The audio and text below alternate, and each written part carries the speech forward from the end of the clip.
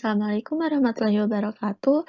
Perkenalkan, kami dari kelompok 2, terdiri dari saya, Ira Rabiatun Syani, Silmi Rahmani, dan Yusuf Srikandase. Di sini kami akan menjelaskan tentang tema mikrobiom usus kaitannya dengan penyakit diabetes. Yang mana subtema dari pembahasan ini diambil dari sebuah jurnal Cell Press yang berjudul The Dynamic of the Human Infant Gut Microbiome in Development and in Progression Toward Type 1 Diabetes. Nah, sebelum masuk ke pembahasan lebih lanjut, di sini saya ingin menunjukkan sebuah data hubungan antara rentan usia dengan peningkatan kasus diabetes. Ini menunjukkan bahwa diabetes itu bukan penyakit yang bisa disepelekan atau penyakit yang dianggap serius di seluruh negara karena bisa menyerang setiap rentang usia, mulai dari infan hingga lansia. Oleh karena itu, diabetes ini penting untuk dipelajari lebih lanjut. Di sini mari kita bahas sekilas tentang apa itu diabetes. Diabetes merupakan penyakit autoimun pada organ spesifik yang disebabkan oleh limfosit T dan sel imun lainnya yang menyusup dan menyerang sel beta pankreas yang mengakibatkan kerusakan pada sel beta dan berkembang menjadi defisiensi insulin. Diabetes dibagi menjadi dua, yaitu tipe 1A yang sering disebut dengan penyakit autoimun. Terjadi ketika tubuh tidak dapat memproduksi hormon insulin yang bertugas membantu penyerapan gula dalam darah menjadi energi. Sedangkan tipe 2 atau disebut non-autoimun juga diketahui sebagai tipe idiopatik, terjadi ketika kadar gula darah yang naik diakibatkan kurang optimalnya produksi atau penyerapan insulin oleh tubuh. Gejala yang dapat timbul bagi penderita diabetes bisa berupa hiperglikemia atau kadar gula darah tinggi yang mengakibatkan sering merasa haus, lelah, pusing, kesemutan, dan berkeringat banyak. Dan juga hipoglikemia atau kadar gula darah rendah yang juga bisa menyebabkan kehausan, pusing, kram, juga mata memerah dan pucat. Pada jurnal yang akan dibahas berfokus pada diabetes tipe 1 dan kaitannya dengan mikrobiom usus. Sebelum memasuki pembahasan, maka kita harus mengetahui orang yang berisiko mengidap tipe 1 diabetes. Berikut gambarannya.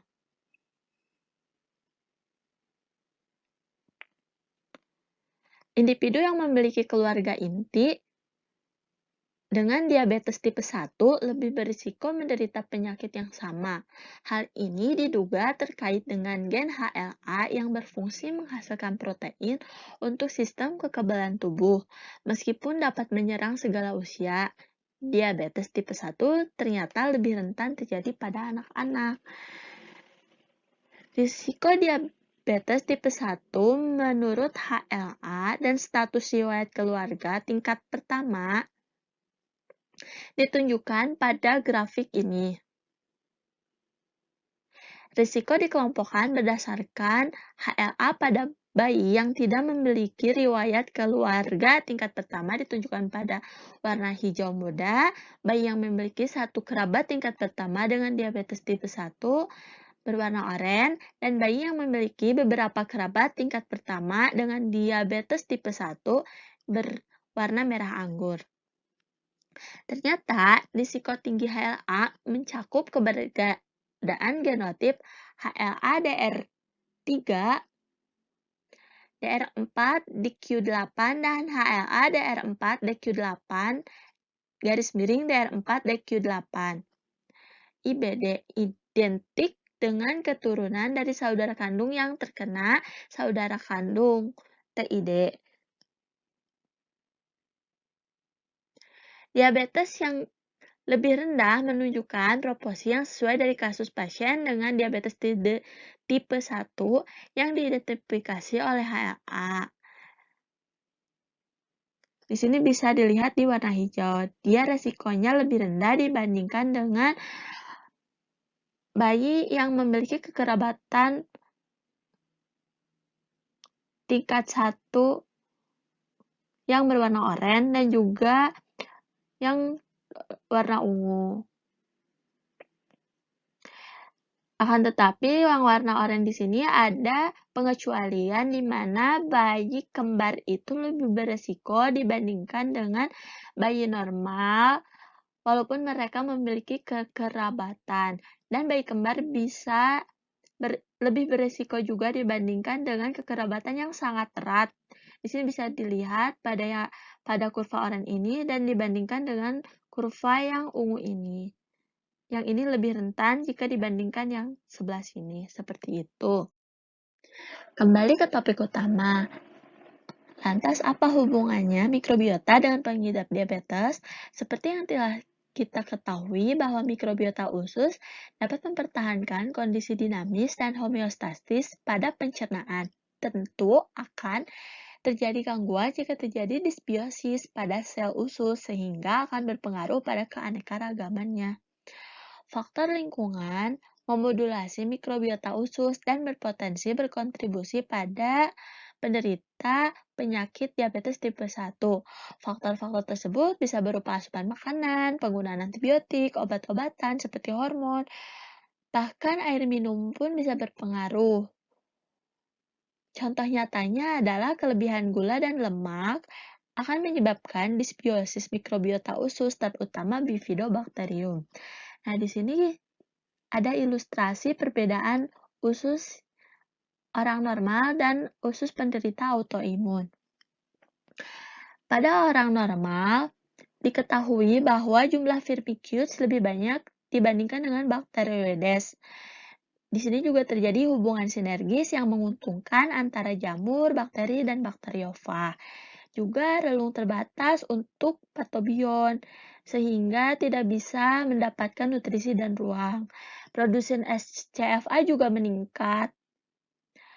Selain SCFA, musin juga meningkat sehingga menjaga integritas dan kesehatan usus.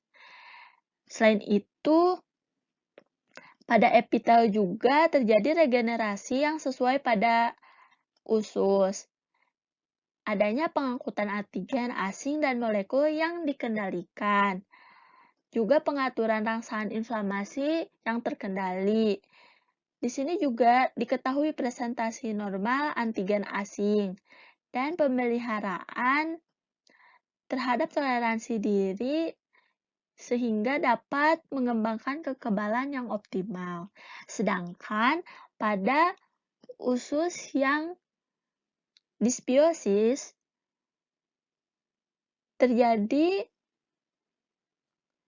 kelebihan Bacteroides dibandingkan dengan Firmicutes. Selain itu juga berkurangnya keanekaragaman mikroba dan juga komposisi mikroba. Penurunan kekayaan dan keragaman beta-virom usus, pertumbuhan berlebih dari patobion oportunistik, penguraian musin menghilang, dan jumlah produsen butirat juga SCFA berkurang, sehingga integritas usus tidak terjaga. Di sini juga pengganggu permeabilitas meningkat karena adanya calprotectin dan human beta defensin 2 ke dalam lumen usus. Translokasi bahan mikroba ke lamina propria dan organ sekitarnya. Lingkungan proinflamasi baik di lumen usus maupun di mukosa. Pematangan kekebalan juga terganggu, serta munculnya antigen sendiri yang menyebabkan hilangnya toleransi dan berkembang penyakit yang dimediasi oleh imun. Seperti itu. Pendahuluan pada artikel ini menceritakan mengenai alasan mengapa penelitian ini diangkat. Pertama, mengenai dinamika dan keragaman kolonisasi mikrobiota usus sejak bayi yang diduga dapat mempengaruhi kerentanan individu terhadap penyakit. Kemudian kedua, mengenai patogenisitas T1D yang diduga dapat dipengaruhi oleh dinamika dan keragaman mikrobiota usus sejak awal perkembangan individu. Dan terakhir, mengenai cohort study yang dilakukan dalam penelitian ini terkait dengan hubungan dinamika mikrobiota usus bayi manusia dalam perkembangannya terhadap konsep diabetes tipe 1. Nah, Kolonisasi awal mikrobiota usus manusia ini dimulai dalam rahim dan sangat dipengaruhi oleh paparan mikroba saat lahir. Jadi dimulai dari sang bayi lahir, kemudian diberi susu ibu, dan akhirnya diberi makanan. Ini sangat mempengaruhi dari keragaman mikrobiota yang ada di dalam ususnya. Perkembangan dari awal komunitas mikrobiota usus ini dapat dilihat pada gambar. Jadi dia memiliki konsekuensi fisiologis jangka panjang. Salah satunya adalah memiliki peran dalam meningkatkan kerentanan atau perlindungan dari penyakit di kemudian hari. Dapat dilihat bahwa pada awal 100 hari kehidupan bayi, kemudian berlanjut pada 200 hari perkembangan bayi, terdapat beberapa komunitas dan diversitas dari mikrobiota ini yang berkurang seiring dengan berjalannya waktu. T1D merupakan penyakit autoimun yang disebabkan oleh penghancuran sel beta penghasil insulin oleh sel T dari sistem imun adaptif. Nah, insiden dari T1D ini telah meningkat pesat dalam beberapa dekade terakhir, terutama pada kelompok usia 0-4 tahun. Hal ini menunjukkan bahwa komponen non-genetik ini sangat mempengaruhi terhadap onset dari T1D. Nah, bagaimana keragaman mikrobiota usus ini berpengaruh terhadap onset diabetes tipe 1? Jadi memang belum adanya studi yang meneliti secara spesifik terhadap dinamika perkembangan mikrobiota usus dan peranannya dalam mencegah patogenisitas T1D pada manusia khususnya. Namun, terdapat sebuah studi yang dilakukan pada tikus yang memberi gagasan bahwa patogenisitas T1D ini dapat dipengaruhi oleh paparan mikroba. Jadi, pada percobaan yang dilakukan, mencit yang di knockout bagian gen penyandi MYD88, MYD88 ini sejak lahir, ini dapat terlindung dari T1D oleh peranan dari mikrobiota ususnya. Nah, MYD88 itu apa? Jadi, gen ini merupakan protein adaptor dari beberapa respon imun bawaan yang mengenali terhadap rangsangan mikroba. Jadi, dihilangkannya gen ini dapat menekan respon imun bawaan yang berlebihan terhadap mikrobiota usus. Hal ini menyebabkan komposisi mikrobiota dalam usus tidak berubah, sehingga tidak membatasi respon mikrobiota ini dalam mencegah onset T1D. Nah, temuan ini menunjukkan bahwa mikrobiota usus dan sistem imun merupakan faktor epigenetik penting yang dapat memodifikasi predisposisi T1D. Nah, untuk mengidentifikasi dan memahami perubahan komposisi mikrobiota usus yang mungkin berkontribusi terhadap diabetes tipe 1 ini, kita memang perlu menyelidiki dinamika komunitas dari mikrobiota usus ini dimulai sejak perkembangan awal individu, yaitu sejak masa bayi. Jadi dalam studi cohort ini akan dilakukan studi longitudinal untuk mengetahui terkait dengan dinamika dan stabilitas terhadap perkembangan mikrobiota usus dari 33 bayi yang mewarisi alel HLA, yaitu alel pembawa resiko T1D yang diamati sejak lahir hingga usia 3 tahun. Jadi, lamanya penelitian dilakukan sejak bayi itu lahir sampai 3 tahun. Nah, semua anak dalam kelompok penelitian ini merupakan predisposisi diabetes tipe 1 yang berasal dari negara Finlandia dan Estonia. Oleh karena itu, data yang didapat dari penelitian ini itu terbatas, tidak mewakili dari bayi yang normal secara genetik atau bayi yang terdisposisi HLA namun berasal dari negara lain. Jadi ini merupakan limitasi dari studi ini.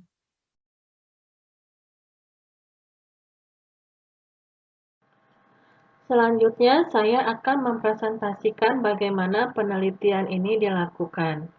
Penelitian ini merupakan hasil riset dari International Diet Imun yang diprakarsai oleh 3 negara, yaitu Finlandia, Estonia, dan Rusia. Di Finlandia, prevalensi terjadinya diabetes sangat tinggi, bahkan tertinggi secara global.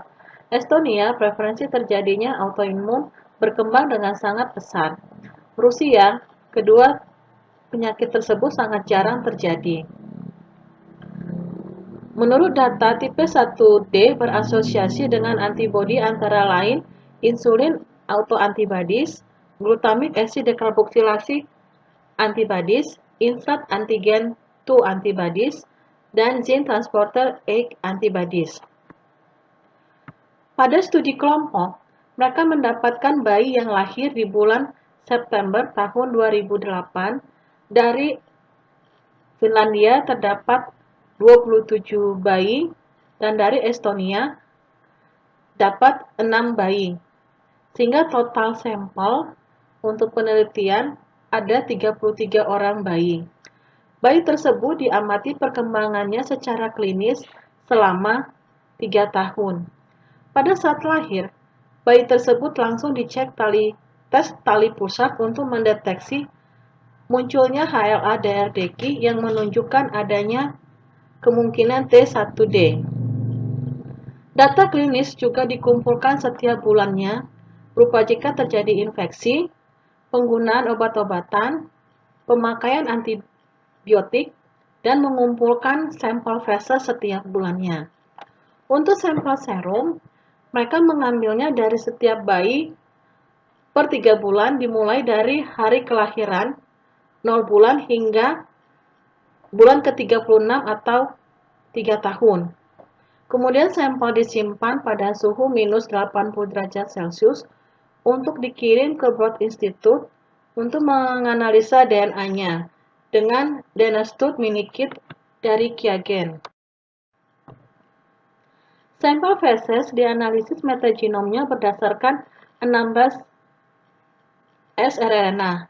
Identifikasi bakteri yang berhasil diisolasi dilakukan dengan platform Illumina MySeq dengan target sequence bakteri dari region V4 dengan primersnya 515F dan 806R. Pipeline analisis metagenom dikonstruksi dengan software QIIME. Pipeline yang dihasilkan berupa data O2 dalam bentuk tabel. O2 Operational Taxonomic Unit adalah pengklasifikasian kelompok individu yang berkerabat dekat. Taksonomi spesies desain dari database GenJans untuk memprediksi komposisi metagenom komunitas mikroorganisme sebagai profil fungsi dilakukan dengan algoritma PICRAS. Sequence yang diperoleh dengan teknologi NGS dianalisis dengan platform Illumina HiSeq 2500 dengan target sequence sekitar 2,5 GB. Kelimpahan spesies dan marker unik dikalkulasi dengan software Metaplan. Untuk profiling jalur metabolit yang dihasilkan oleh mikrobiota dianalisis dengan USES dan dari database QIGG. Untuk mengidentifikasi pola dan potensi interaksi antar taksa dari mikrobiota feses, dalam hal ini berupa mikroorganisme yang tidak dapat dikulturkan, dianalisis lebih lanjut dengan analisis jaringan filogenetik. Pada tingkat filogenetik secara individu, profil clade ditunjukkan oleh CREB. Kemudian strain yang teridentifikasi dengan Metaplan mengindikasikan level gen marker yang dianalisis dari spesies yang memiliki kelimpahan yang tinggi. Analisis ini terbatas hanya 29 individu tanpa ada indikasi T1D, 4 orang.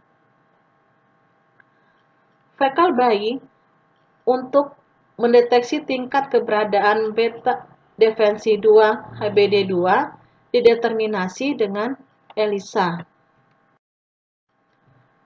Profil metabolomik dari sampel kelompok memakai 2 platform, yaitu UPLCMS yang mengidentifikasi keberadaan fosfolipid, sphingolipid, dan lipid netral. Kemudian platform yang kedua, GC-GC-TOF-MS untuk mengidentifikasi adanya molekul kecil seperti asam amino, asam lemak bebas, asam keton, asam organik lainnya, sterol, dan gula-gula. Semua pengukuran metabolomik termasuk metabolit yang tidak dapat teridentifikasi digambarkan dengan port PCOA, Principal Coordinate Analysis. Port PCOA tersebut untuk mengekspresikan dan memvisualisasikan persamaan atau ketidaksamaan data dalam bentuk 3 dimensi. Analisis kestabilan komunitas. Analisis ini berdasarkan Jakarta Index dan Jakarta Distance. Saya tambahkan sedikit teorinya. Seperti yang diperlihatkan oleh rumus CAB atau CXY, tergantung terhadap himpunan A dan B atau himpunan X dan Y. Nilai bagian dari A dan B atau X dan Y yang beririsan merupakan Jakarta Index yang dibagi dengan nilai jumlah anggota dari himpunan A dan Y atau A dan B yang tidak beririsan. Pada penelitian ini melakukan Jakarta Index untuk mengukur seberapa banyak tumpang tindih antar A dan B, antar sampel pada satu individu. Pada penelitian ini, data untuk analisis stabilitas dihitung menggunakan tabel O2 16S yang telah dinormalisasi secara komposisinya. Untuk basis individu, indeks CAKA dan CAKA dihitung untuk semua sampel dari 0 bulan hingga 1,5 bulan dan dari 31,5 bulan hingga 33 bulan. Analisis Maslin. Maslin adalah paket R komprehensif untuk kerangka statistik multivariat yang menemukan hubungan antara metadata klinis dan kelimpahan atau fungsi komunitas mikroorganisme. Parameter yang digunakan pada penelitian ini adalah status T1D, umur, gender, asal negara, tipe kelahiran, waktu penggunaan antibiotik, total sampel pada NGS, sequencing BAS-AD,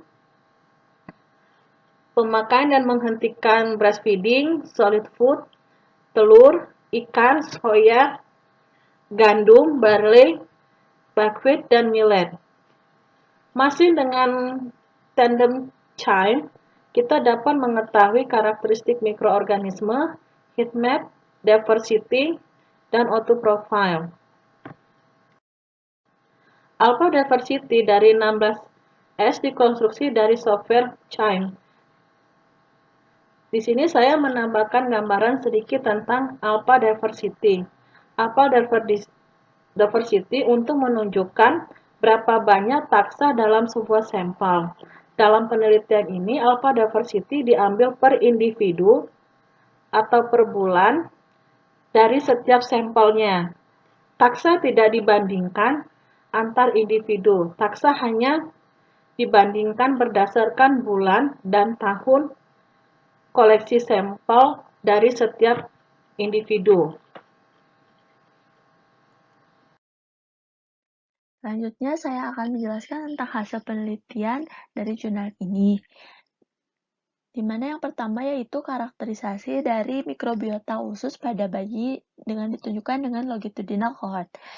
Dari 33 bayi yang dijadikan sampel, 11 diantaranya diketahui mengalami serokonversi, yaitu memiliki serum autoimun positif sehingga disebut seroconverters.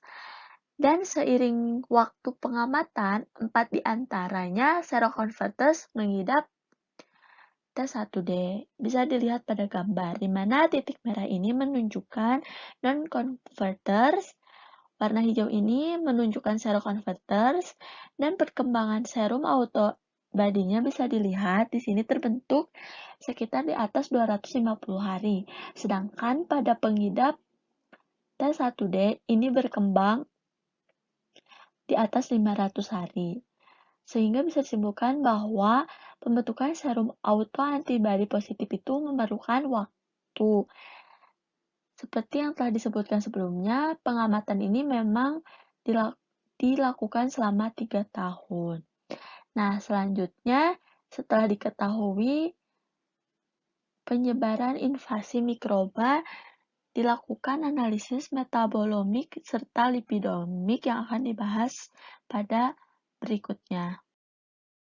Hasil yang kedua di sini menunjukkan taksonomis dari mikrobiota usus pada bayi sampel. Hasil analisis PCOM menunjukkan usia merupakan faktor terbesar yang berpengaruh terhadap komposisi mikrobiota pada usus bayi. Di sini menunjukkan gradien hampir linear secara diagonal sepanjang koordinat utama dan juga kedua. Demikian pula alpha diversity yang menunjukkan ukuran jumlah mikroba yang berbeda dalam suatu komunitas meningkat secara eksponensial dalam perkembangan awal hingga mencapai maksimum pada usia 3 tahun. Nah, di sini merupakan titik awal dan di sini terus meningkat hingga waktu 1250 hari. Hasil analisis metabolomik fekal sampel berbeda dengan hasil analisis dari taksonomi sebelumnya, di mana beta diversity-nya tidak memiliki pengaruh dari tren usia yang signifikan. Di sini juga alpha diversity dari metabolit fekal sampel menunjukkan tren yang hampir datar sepanjang waktu, dengan pengecualian beberapa sampel titik awal yang memiliki keragaman jauh lebih rendah. Untuk kelimpahan relatif juga di sini bisa dilihat metabolisme mikroba diketahui relatif konstan sepanjang waktu pada setiap individu. Nah, pada dasarnya semua jalur dikodekan oleh semua individu dari titik awal paling hingga titik baru dengan kemerataan yang lebih tinggi beberapa bulan pertama sampai pada akhirnya stabil. Ini mungkin karena komposisi mikrobiota membutuhkan waktu yang lama untuk menetap pada suatu individu, sehingga bisa mencapai kelimpahan jalur fungsional yang paling optimal. Untuk hasil selanjutnya di sini menunjukkan pairwise correlation, di mana plotting kelimpahan antar mikrobiota yang berada di dalam usus bayi menunjukkan hubungan dinamis yang sangat kuat dari waktu ke waktu. Dan di hampir semua individu kebanyakan menunjukkan proses perkembangan. Di sini warna biru bisa dilihat menyebabkan positif korelasi dan di sini warna merah menunjukkan korelasi negatif. Misalnya di antara jenis Eubacteria berkorelasi positif dengan Ruminantia, juga Crustacea, begitupun dengan yang lainnya. Mikrobioma usus bayi tetap stabil pada level strain. Terdapat 21 spesies dari 12 individu yang menunjukkan spesies atau genera yang tetap dipertahankan sejak lahir hingga usia 3 tahun. Berdasarkan gambar A dengan analisis distant metric, sampel menunjukkan bahwa mikroorganisme yang dimiliki oleh individu per pengujian dari sampel per 3 bulan ataupun per bulannya menunjukkan kemiripan dibandingkan dengan profil mikroorganisme antar individu. Hal ini didukung juga oleh gambar B sebagai penanda marker, menunjukkan bahwa profil strain-strain mikroorganisme pada bayi 3 bulan hingga 3 tahun konstan di semua individu. Terlihat ada 3 tipe profil strain mikroorganisme dari 33 individu yang dipresentatifkan oleh 3 individu. Pada individu 2 dan 3, marker kelimpahan strain-strain terlihat konstan.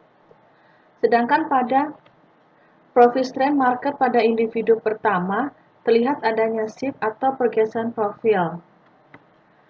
Strain marker presentatif yang digunakan adalah Bacteroides ovatus.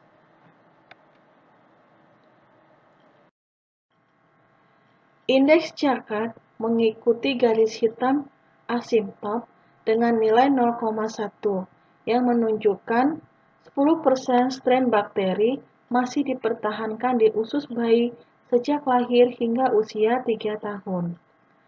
fraksi O2 dari dua sampel asal individu yang sama yang dikumpulkan dengan jarak 3 bulan menunjukkan indeks Jakat lebih tinggi signifikan daripada dua sampel dari individu yang sama yang dikumpulkan dengan jarak 6 bulan. Ada variabilitas bakteri yang luar biasa dalam mikrobioma usus bayi sejak lahir hingga 3 tahun. Beberapa bakteri tersebut mampu bertahan selama 3 tahun setelah lahir. Terlihat ada 87 strain bakteri, spesies bakteri yang konstan dari waktu ke waktu untuk hampir semua spesies dan untuk hampir semua individu. Selain itu, komposisi metabolisme atau metabolit yang dihasilkan serta kelimpahannya tetap konstan sepanjang waktu. Korelasi antara mikrobioma usus, pola makan, dan faktor lingkungan diharapkan memiliki pengaruh yang kuat terhadap komposisi komunitas bakteri. Mikrobioma dari 5 individu pada saat menyusui hingga setelah menyusui menunjukkan jumlah bakteri Bifidobacterium dan Lactobacillus yang melimpah. Akan tetapi, mengakibatkan penurunan tajam terhadap jumlah bakteri Lactobacillus. Lactobacillus termasuk ordo Clostridiales yang memfermentasikan beragam polisakarida tanaman menjadi asam lemak rantai pendek. Lactobacillus merupakan taksa yang paling melimpah juga di rumen dan di usus manusia. Pada bayi Estonia menunjukkan kelimpahan bakteri Bacteroides dan Streptococcus dengan profil pathobion dibandingkan dengan bayi dari Finlandia. Hal ini keterkaitan dengan adanya suatu penyakit. Parameter makanan tidak menunjukkan pola signifikan dalam kelimpahan filogenetik. Kelimpahan bakteri lebih sedikit signifikan jika dikaitkan dengan geografis ataupun pada saat proses menyusui. Selain itu, tidak memiliki perbedaan yang jelas atau yang memadai keterkaitan komposisi komunitas selama penggunaan antibiotik, proses jalan lahir bayi, baik secara vaginal maupun sesar. Terdapat ciri komunitas mikroorganisme yang dapat membedakan status penyakit T1D. Perubahan spesifik pada komunitas yang memperhitungkan adanya penurunan beta diversity pada subjek T1D ditunjukkan oleh analisis Maslin. Pada saat hari ke-600 setelah kelahiran, terdapat perubahan signifikan pola komunitas antara T1D dengan bayi yang tidak terkena T1D, yaitu serokonverter dan no serokonverter, yang terlihat pada kolom merah, di mana keragaman alpha chaos 1 menunjukkan profil T1D pada komunitas usus yang lebih rendah dibandingkan yang lainnya. Pada gambar 5B, pada kasus T1D, terdapat kelimpahan bakteri dari genera Blautia, Lactobacillus, Legionellase, Ruminococcus, Veillonellase, dan Streptococcus. Sedangkan pada gambar 5C, terlihat spesies Ruminococcus dan Streptococcus infantarius memiliki profil pathobion yang ditunjukkan adanya peak yang saya tandai dengan lingkaran hijau yang berbeda dengan kelimpahan dari Cryptococcus dan Eutactus dan Lister invisius. Cryptococcus dan Lister invisius tidak menunjukkan profil pathobion. Selain itu juga kedua bakteri tersebut tidak terlihat terdeteksi pada analisis metagenomic sequencing.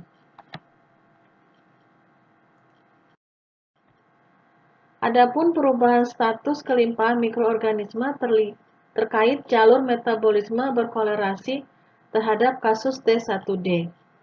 Pada kasus T1D, nutrisi tidak digunakan oleh mikrobioma di saluran pencernaan, tetapi oleh mikroorganisme lain yang disebut dengan mikroorganisme auxotrofik. Mikroorganisme auxotrofik berkembang di jaringan inflamasi yang menyebabkan berkurangnya nutrisi dalam usus yang sehat.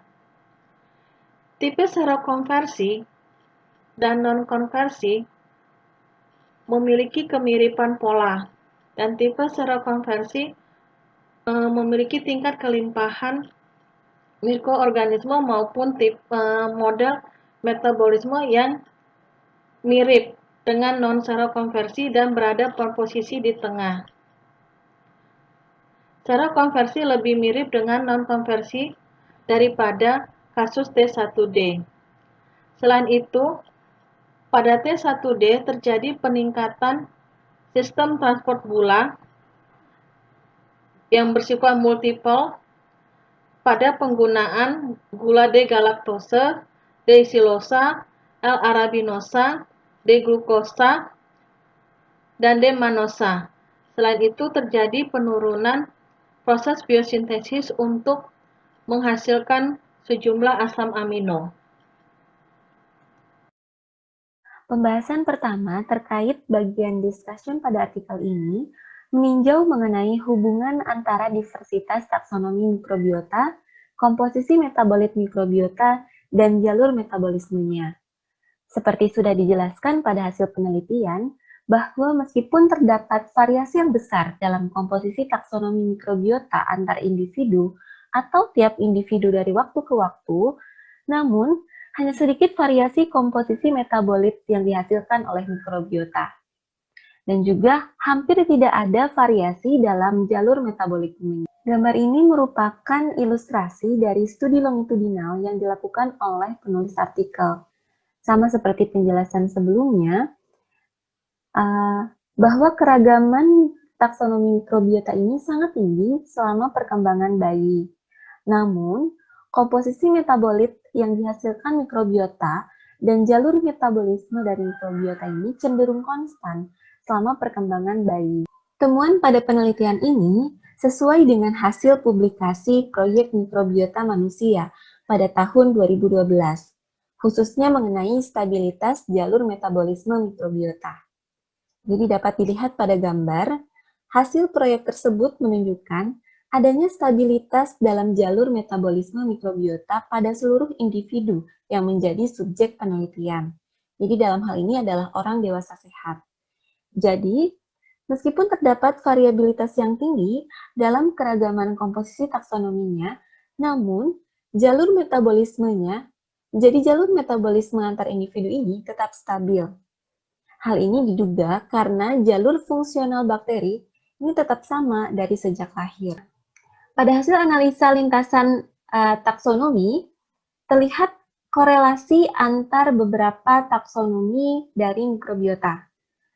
Terlihat korelasi positif antara Lactospiraceae dan Ruminococcacea yang ditunjukkan oleh kotak berwarna biru ini. Nah, keduanya ini merupakan bakteri anaerob gram positif. Nah, kemudian terlihat pula korelasi yang positif antara Enterobacteriaceae dan Bifidobacteriaceae yang ditunjukkan oleh kotak berwarna kuning ini. Nah, keduanya merupakan kelompok bakteri aerob gram negatif. Jadi, kedua kelompok bakteri ini, aerob dan anaerob, menunjukkan tren data yang berkebalikan. Dapat dilihat bahwa pada kotak berwarna kuning ini termasuk bakteri aerob, di mana pada bakteri aerob ini kelimpahannya itu menurun setelah bayi selesai berhenti menyusui. Namun pada bakteri anaerob berkebalikan ya, jadi kelimpahannya itu naik setelah berhenti menyusui. Jadi sehingga dapat disimpulkan bahwa kolonisasi awal dari mikrobiota usus ini merupakan kelompok bakteri aerob, sedangkan kolonisasi selanjutnya ini didominasi oleh perkembangan mikrobiota pada kelompok bakteri anaerob. Dan serupa pula telah diamati pada studi yang dilakukan oleh Dominguez Bello, Koenig, dan Palmer pada tahun yang berbeda. Pembahasan selanjutnya mengenai perubahan keragaman mikrobiota usus bayi akibat onset T1D.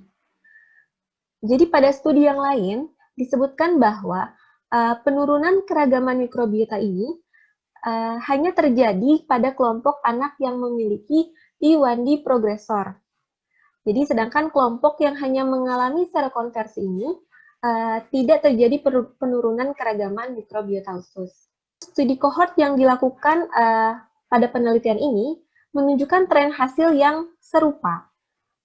Namun penelitian ini menunjukkan pengamatan yang lebih luas. Jadi hasil penelitian menunjukkan secara detail bahwa penurunan keragaman mikrobiota usus ini terjadi setelah serokonversi dan sebelum onset T1D. Nah, hasil penelitian menunjukkan adanya penurunan 25% alfa diversitas pada subjek yang terdiagnosis T1D dibandingkan dengan subjek yang lain. Jadi adanya penurunan ini diduga disebabkan akibat adanya pergeseran filogenetik mikrobiota dan perubahan jalur metabolisme yang terjadi pada mikrobiota tersebut. Sebuah studi baru-baru ini menunjukkan bahwa memang rendahnya keragaman mikrobiota pada usus tikus yang sedang berkembang akan berpotensi meningkatkan kadar imunoglobulin E secara jangka panjang. Nah, sehingga tikus menjadi terpredisposisi gangguan sistem imunnya. Jadi memang sangat erat hubungannya ya antara penurunan keragaman mikrobiota usus terhadap gangguan sistem imun yang diakibatkan oleh onset suatu penyakit. Selanjutnya dibahas mengenai hubungan antara human beta defensin 2 terhadap T1D. Dalam studi ini ditemukan bahwa tingkat human beta defensin 2 atau HBD2 pada subjek bayi yang mengalami serokonversi dan mengembangkan T1D ini lebih tinggi. Tingkat human beta defensin 2 itu lebih tinggi dibandingkan dengan subjek yang lain. Nah, HBD2 ini merupakan antimikroba yang diinduksi oleh sel epitel kolon selama inflamasi. Oleh karena itu, hasil ini menjelaskan bahwa adanya peningkatan terhadap peradangan usus pada kelompok bayi yang mengembangkan T1D dapat menghasilkan HBD2 yang tinggi. Nah, mengapa terjadi inflamasi? Hal ini dijelaskan karena usus merupakan area permukaan tubuh terbesar. Jadi mukosa usus ini merupakan bagian yang terus-menerus terpapar berbagai macam mikroba, antigen dari makanan, bahkan racun. Nah, maka epitel usus harus dapat membedakan antara organisme patogen, non-patogen, atau antigen makanan misalnya. Mikroflora usus komensal khususnya memiliki tugas untuk mempertahankan homeostasis dari mukosa usus ini dan mengendalikan respon inflamasi ketika terdapat onset penyakit yang berbahaya. Jadi studi yang dilakukan oleh Farala dan kawan-kawan pada tahun 2008 memberikan temuan bahwa kolonisasi dan diversitas mikrobiota usus secara kolektif berkontribusi pada pengembangan diabetes tipe 1, T1D. Dapat dilihat pada gambar bahwa jadi pada kasus diabetes tipe 1, apabila terdapat antigen makanan pemicu diabetes tipe 1, misalnya gandum, kemudian diversitas dan komunitas dari mikrobiota usus ini rendah, maka ini berpotensi untuk menyebabkan leaky gut atau kebocoran usus yang nantinya akan menyebabkan aktifnya sistem imun pada usus yang awalnya dimediasi oleh sitokin. Nah, sel T yang dihasilkan oleh sistem imun adaptif ini, apabila terus-menerus terjadi respon imun, ini akan menyebabkan autoimunitas. Kemudian akhirnya akan melakukan penghancuran sel beta, penghasil insulin pada pankreas, yang menyebabkan onset dari tipe 1 diabetes. Nah, jadi di sini jelas bahwa komposisi mikrobiota usus dan sistem kekebalan ini memainkan peranan penting dalam perkembangan berbagai macam penyakit, terutama diabetes tipe 1.